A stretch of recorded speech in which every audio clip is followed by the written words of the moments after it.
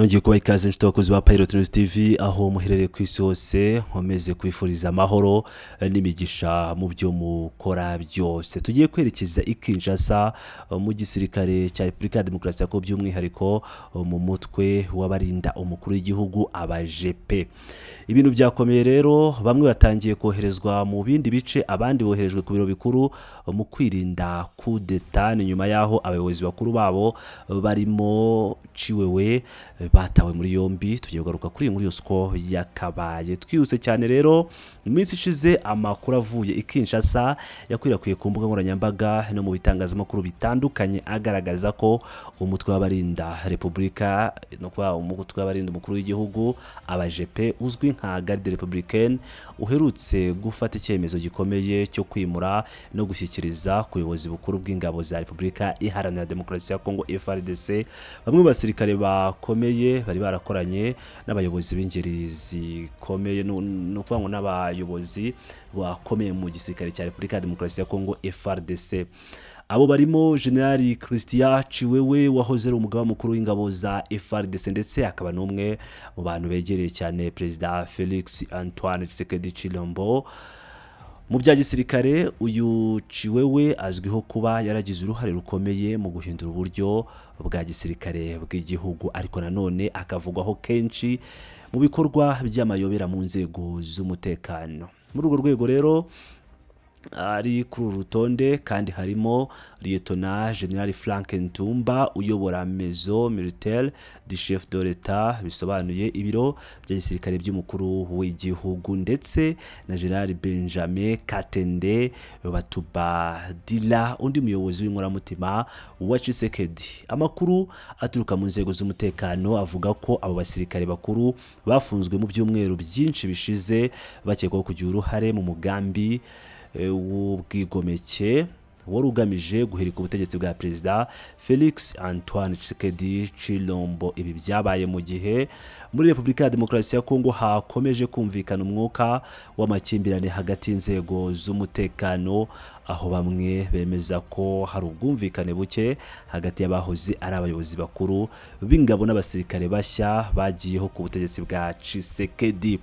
Umwe mu banyamakuru bamenyereye iby'umutekano muri Kinshasa yabwiye itangazamakuru ko ibiri kuba muri iki gihe ari ikimenyetso cy'uko mu nzego z'umutekano harimo ivangura n'amatsinda y'abantu bagendera ku nyungu zabo bwite. Raporo zemeza ko umugaba no kuvuga ngo umukuru w'umutwe w'abarinda Repubulika, umukuru nyine w'abarinda Perezida wa Repubulika w'ABAJP yagaragaje impungenge zikomeye, avuga ko abo basirikare bari barakoranye n'abahoze ari abayobozi babo bashobora guhungabanya umutekano ndetse n'imikorere y'inzego z'abo barinda perezida. Ni muri urwo rwego yafashe icyemezo cyo kubashyikiriza ku buyobozi bukuru bwa FARDC kugira ngo bahabwe indi mirimo hanze ya Kinshasa. Mu magambo ye ngo yavuze ko bashobora koherezwa mu bindi bice by'igihugu aho batazongera kugira aho bahurira n'imirimo y'umutwe w'abarinda perezida aribo ABAJP.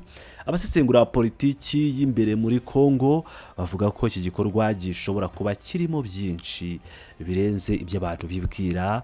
Hari ababona ko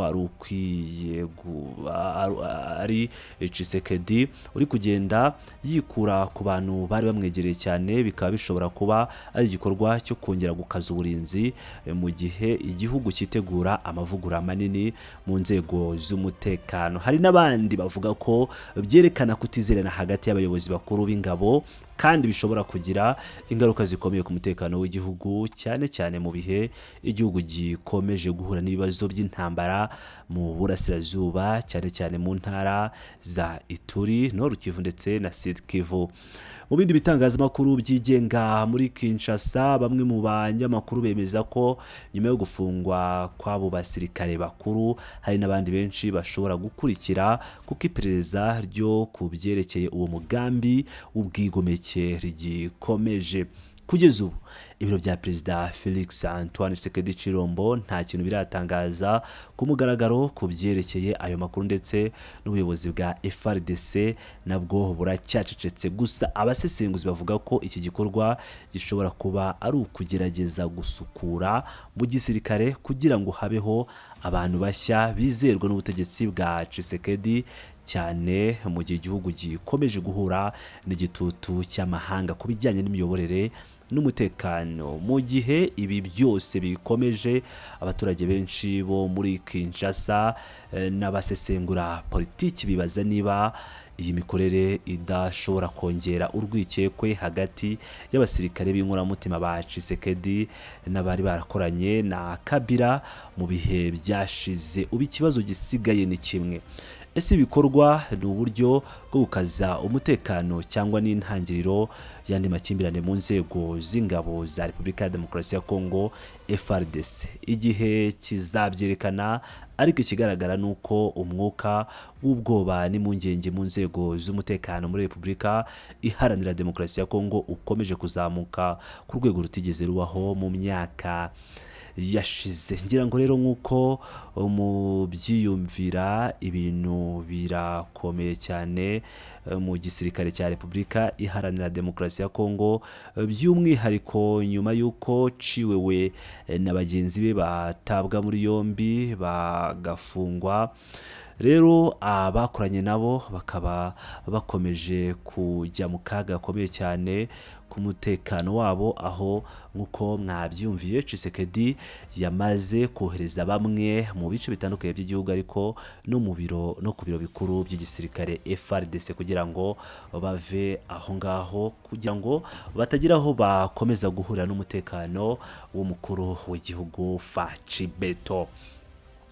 Ibi rero nk'uko mu byiyumvira biragaragaza urwikekwe rukomeye cyane nyuma y'aho Joseph Kabila yateranyije inama yabereye muri Repubulika ya Kenya, Nairobi muri Kenya, muri Karen, aho iyi nama yarimo abatavuga rumwe n'ubutegetsi bwa Repubulika Iharanira Demokarasi ya Kongo yatangije ishyaka rishya Sovo la RDC, Tabara Repubulika ya Demokarasi ya Kongo, ndetse abitabiriye iyo nama abageze Kinshasa bahuye n'akaga gakomeye cyane. Bamwe batawe muri yombi, abandi bamburwa ibikoresho bajyanye. Ni mu rwego rwo kugira ngo bakore iperereza ryihariye kugira ngo bamenye neza ibyabereye i Nairobi muri Kenya. Ibyo byose bikaba ari ibintu bikomeje kubera mu butegetsi i Kinshasa, by'umwihariko ku biro bikuru bya perezida Felix Antoine Tshisekedi Chilombo.